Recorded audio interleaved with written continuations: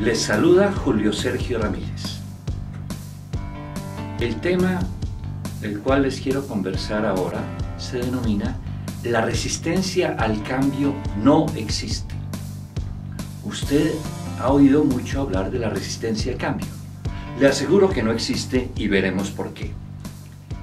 Primero, entendamos que hay muchos procesos de cambio organizacional en todo el mundo que han fracasado por deficiencias en el liderazgo.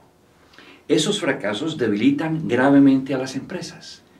En este siglo, en el siglo XXI, las empresas para sobrevivir están haciendo y van a tener que hacer muchos cambios. ¿Cómo enfrentar el problema del cambio? ¿Cómo enfrentar la llamada resistencia al cambio?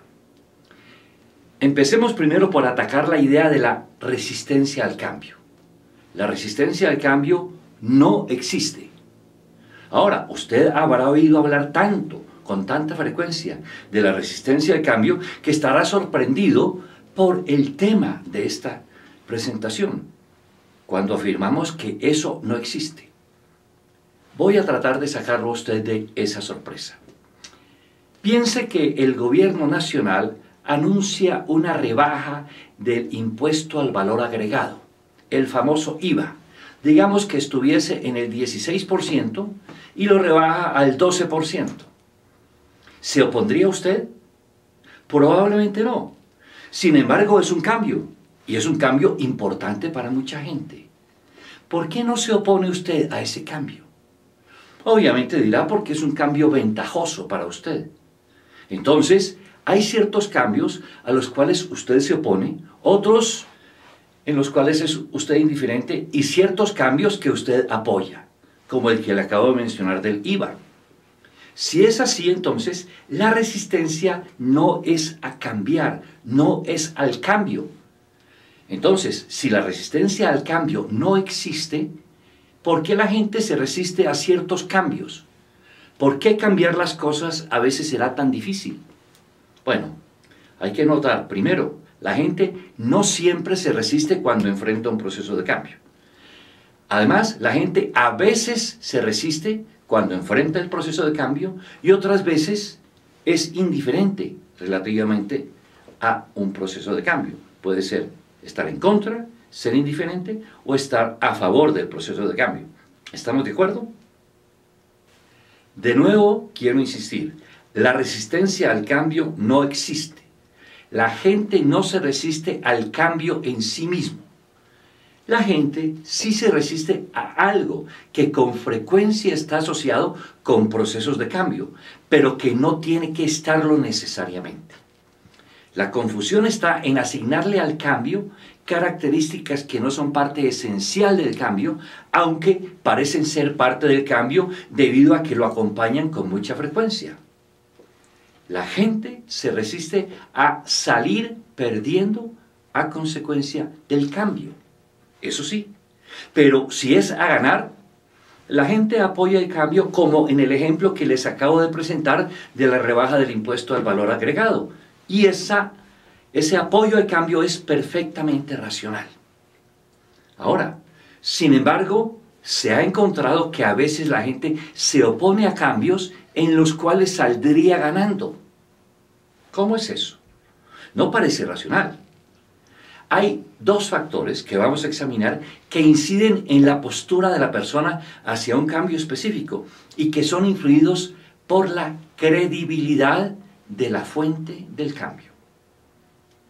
El primer factor son las percepciones de las personas sobre el contenido del cambio, que pueden ser diferentes al contenido del cambio. No es lo mismo el contenido del cambio que lo que la gente piensa que es el contenido del cambio. Esto es particularmente importante cuando la persona tiene un sesgo favorable o un sesgo desfavorable hacia la fuente del cambio, hacia quien presenta, propone, anuncia el cambio.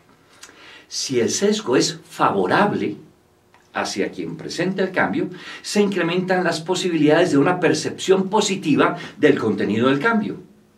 Por el contrario, si el sesgo es desfavorable, se incrementan obviamente las posibilidades de una percepción negativa del contenido del cambio. Entonces, ese sesgo estará relacionado con la credibilidad de la fuente del cambio. En el ejemplo del IVA, puede ocurrir que muchas personas no le crean al gobierno y piensen que la noticia no puede ser cierta o que el gobierno tiene alguna intención oculta que es dañina pero que no ha revelado, o que el gobierno no sabe lo que está haciendo. En ese caso, podrían oponerse a la propuesta de reducir el IVA. Los que confíen en el gobierno probablemente apoyarán la propuesta.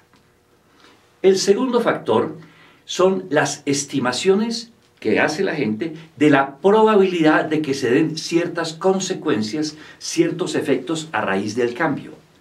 Esas estimaciones también son influenciadas por muchos factores, entre ellos el sesgo de la persona hacia la fuente que propone el cambio.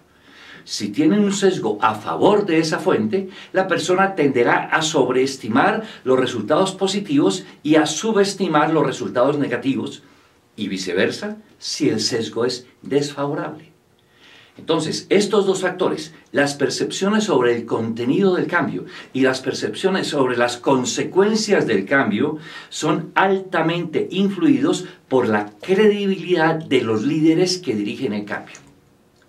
Si los líderes cuentan con un alto nivel de credibilidad, tendrán posibilidad de influir de manera positiva en esos dos factores, las percepciones sobre el contenido del cambio y las estimaciones de lograr consecuencias favorables a raíz del cambio propuesto. Si el cambio propuesto va a favorecer a la organización y si los líderes tienen un alto nivel de credibilidad, las posibilidades de que haya resistencia al cambio son bajas. Más bien, es muy probable que haya apoyo significativo. Por otra parte, si los líderes tienen poca credibilidad, es poco probable que tengan apoyo para dirigir el cambio con éxito. ¿Qué tanta credibilidad tiene usted como líder para impulsar el cambio en su empresa? Esa es una medida clave para la gestión del cambio. Por ello, su capacidad para ejercer el liderazgo y dirigir el cambio es proporcional a la credibilidad que tenga entre su gente. Si su credibilidad es baja, su liderazgo será poco o nulo. Si su credibilidad es alta, su liderazgo también lo será. El liderazgo organizacional que se requiere ante los numerosos y crecientes cambios que seguirán ocurriendo en el entorno empresarial solo podrán sustentarse en altos niveles de credibilidad de los líderes. Por eso, póngase a trabajar en ello para poder liderar el cambio con éxito. Muchas gracias.